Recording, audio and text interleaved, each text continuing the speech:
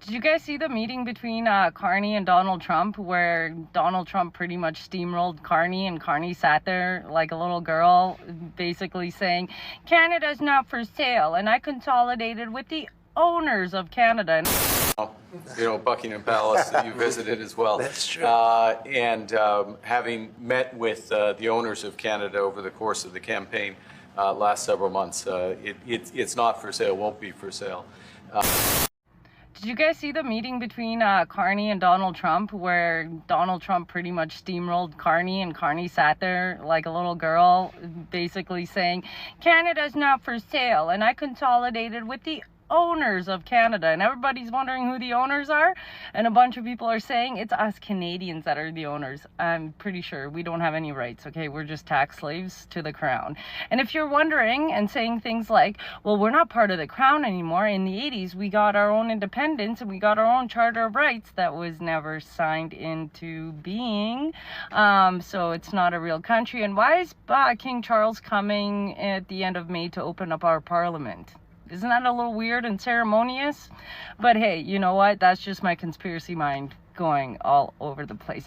Anyway, I decided to look into who the owners of Canada are, and I found a bunch of policies. Every policy I've read, whether it was like Policy Horizon or UN policies or anything to do with the future of Canada, it always states stakeholders into Canada. Stakeholders because Canada is a corporation, not a country.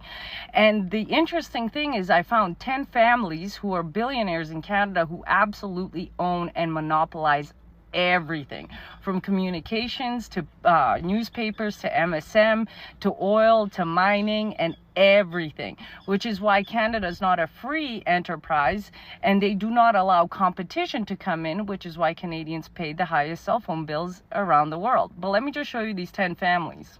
Now, if you go down to this website called Economics from the Top Down, this goes into detail what everything that is owned by these families. And you've got the McCain family, which is food, the Katz family, the Fidani family, which I believe is in real estate and owns almost all of like Toronto, the Richardson family, the Saputo family, again food, the Rogers family, your cell phone providers, the Pattison family, who owns basically a lot of advertising, and they started off as a dealership, then went into newspapers and thing, the Irving family, oil, the Weston family, and the Thompson family. And Trump was 100% correct when he said that the Canada actually depends on the United States more than we do on them, because this is our trade.